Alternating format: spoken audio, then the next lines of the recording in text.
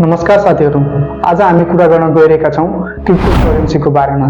साथीहरू, क्रिप्टोकरेन्सी दुईवटा शब्द मिलेर बनेको छ, क्रिप्टो र करेन्सी। क्रिप्टोको अर्थ सिक्रेट वा हिडन हुन्छ भने करेन्सीको अर्थ मुद्रा हुन्छ। अब साथीहरू, हामी क्रिप्टोकरेन्सीको हिस्टोरीको बारेमा थोरै चर्चा गरौँ। सन् 2008 मा सतोशी नाकामोटो भन्ने नामको एक गुप्त व्यक्ति वा समूहले एउटा लेख यानि कि पेपर प्रकाशित गरे जसमा नयाँ प्रकारको डिजिटल मुद्रा बनाउने कुरा गरिएको थियो। त्यो पेपरमा सतोशी नाकामोटोले बिटकोइन नामको करेन्सीको आइडिया प्रस्तुत गरेका थिए। त्यो समयमा विश्व आर्थिक सङ्कटमा थियो। मानिसहरूले बैंकहरूमा विश्वास गर्न छोड्दै थिए। त्यसैले यस्तो सिस्टम चाहिएको थियो जहाँ कुनै एकल संस्था जस्तै बैंक वा सरकारले पैसा नियन्त्रण नगरोस्। यही सोचले जन्म भयो बिटकोइनको। सन् 2009 मा बिटकोइनको पहिलो सफ्टवेयर सार्वजनिक गरियो र सतोशी नाकामोटोले पहिलो ब्लक जेनेसिस ब्लक बनाए। त्यसपछि 2010 मा पहिलो पटक बिटकोइन प्रयोग गरेर पिज्जा किनमेल गरिएको थियो। 10,000 बिटकोइनमा दुईवटा पिज्जा किनिएको थियो। अहिले त्यो बिटकोइनको प्राइस करोडौं हुन्थ्यो। बिटकोइनको सफलतापछि धेरैजसो नयाँ क्रिप्टोकरेन्सीहरू आउन थाले। जस्तै 2011 मा लाइटकोइन आयो जो बिटकोइनको फास्ट भर्जन हो र 2015 मा इथेरियम आयो जसले स्मार्ट कन्ट्र्याक्ट पनि सपोर्ट गर्यो। अरू पनि जस्तै रिपल, डोजकोइन, कार्डानो आदि पनि प्रसिद्ध भए। क्रिप्टोकरेन्सीको इतिहासमा धेरै उतार चढाव आए। कतै सरकारले प्रतिबन्ध लगाए, कतै लिगल बनाए। चीनले माइनिङमा प्रतिबन्ध लगायो भने एल साल्भाडोरले बिटकोइनलाई अफिसियल करेन्सी नै बनाए। आजको मितिमा हजारौं क्रिप्टोकरेन्सीहरू छन्। कतिपय ब्लकचेनमा आधारित एप्लिकेसन र गेम पनि बन्न थालेका छन्। अब वेब3, एनएफटी, मेटाभर्स जस्ता नयाँ क्षेत्रहरूमा पनि क्रिप्टोकरेन्सीको प्रयोग बढ्दैछ। सुरुवातमा सानो ग्रुपबाट सुरु भएको यो आइडिया आज ग्लोबल फाइनान्सियल रिभोल्युसनको रूपमा फैलिएको छ।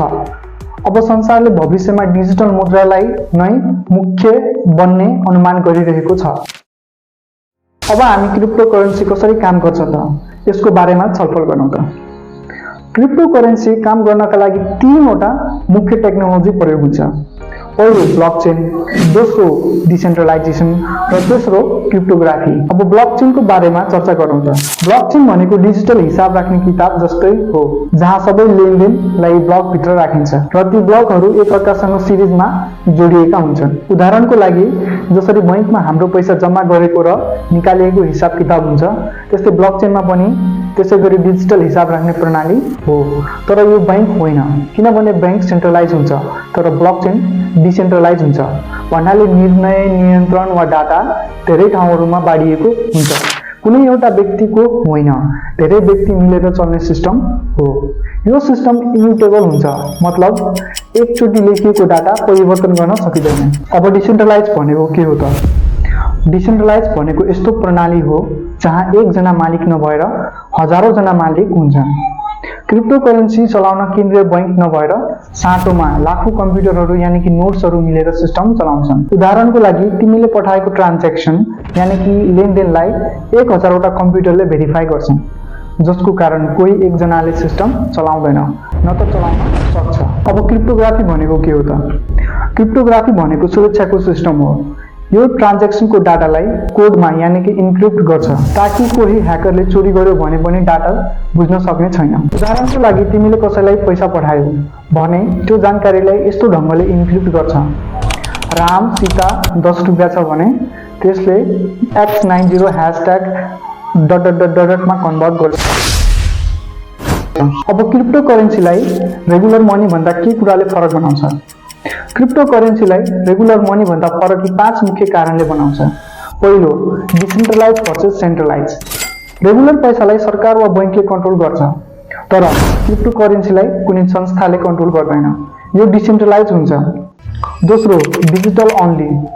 क्रिप्टोकरेन्सी पुरै डिजिटल हुन्छ, नोट्स अफ कोइन जस्तो फिजिकल फर्म हुँदैन। तेस्रो, ब्लकचेन टेक्नोलोजी। क्रिप्टोले ब्लकचेन भन्ने स्पेशल टेक्नोलोजी युज गर्छ जुन सुरक्षित र ट्रान्सप्यारेन्ट हुन्छ। सबै ट्रान्ज्याक्सन रेकर्ड हुन्छ। चौथो, लिमिटेड सप्लाई। धेरै क्रिप्टोकरेन्सी जस्तै बिटकोइनको लिमिटेड सप्लाई हुन्छ, तर रेगुलर पैसा सरकारले जति खुसी मन थाप्न सक्छ। पाँचौं, ग्लोबल एन्ड फास्ट। क्रिप्टोकरेन्सी कुनै पनि ठाउँबाट पठाउन पाउन मिल्छ बिना बैंकको। यो पठाउने पाउने प्रोसेस धेरै फास्ट र लो कोस्टमा हुन्छ। अब क्रिप्टोकरेन्सीमा माइनिङ भनेको के हो त? माइनिङ भनेको कम्प्युटरले गाह्रो काम जसले बिटकोइनको म्याथ प्रब्लम सल्भ गरेर बिटकोइन कमाउने र सिस्टमलाई सुरक्षित बनाउने प्रोसेस हो। क्रिप्टोको प्राइस किन घट्छ बढ्छ? क्रिप्टो करेन्सीको प्राइस किन भोलाटाइल हुन्छ भने यसको मूल्य कुनै पनि सरकार वा बैंकले कन्ट्रोल गर्ने होइन। यसको प्राइस डिमान्ड र सप्लाईमा भर पर्छ। धेरै मानिसले किन्न खोजे भने प्राइस बढ्छ, धेरैले बेच्न खोजे भने घट्छ। साथै न्यूज, सरकारको नियम र ठूला लगानीकर्ताको एक्टिभिटीले पनि प्राइस तलमाथि हुन्छ। कहिलेकाहीँ इलन मस्क जस्ता मानिसले bitcoin is the future tweet गरेपछि पनि प्राइस अचानक चेन्ज हुन सक्छ। क्रिप्टो नयाँ र रिस्की भएकाले मानिसहरू डराउँछन् र तुरुन्तै बेचिदिन्छन्, जसले भोलाटिलिटी बढाउँछ। यो सबै कारणले क्रिप्टोको मूल्य स्थिर हुँदैन, बारम्बार बदलिन्छ। त्यसैले क्रिप्टोलाई धेरै भोलाटाइल भनिन्छ। के क्रिप्टो करेन्सी नेपालमा लिगल छ र? नेपालमा अहिले क्रिप्टो करेन्सी चलाउन, किन्न, बेच्न वा माइनिङ गर्न कानुनी रूपमा मिल्दैन। नेपाल राष्ट्र बैंकले यसलाई गैर कानुनी भनेको छ। यदि कसैले क्रिप्टोको कारोबार गर्यो भने जेल, सजाय वा जरिवाना हुन सक्छ। सरकारले त क्रिप्टो सम्बन्धी वेबसाइटहरू पनि ब्लक गर्न भनेको छ।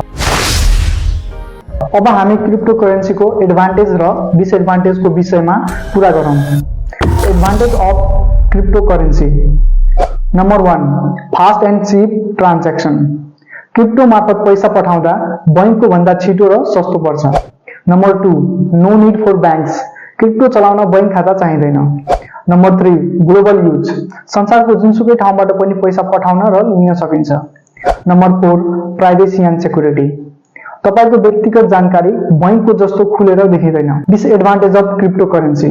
Number 1, very risky. क्रिप्टोको मूल्य धेरै चाँडो घटबढ गर्छ, जुन जोखिमपूर्ण हुन्छ। Number 2, not legal everywhere. केही देशले क्रिप्टोलाई प्रतिबन्ध लगाएका छन्। Number 3, no refund or help. यदि कहिले काहीँ गलत व्यक्तिलाई पैसा पठायो भने फिर्ता आउँदैन। Number 4, used for illegal work. केही मान्छेहरू क्रिप्टोलाई अपराध वा अवैध कार्यका लागि प्रयोग गर्छन्।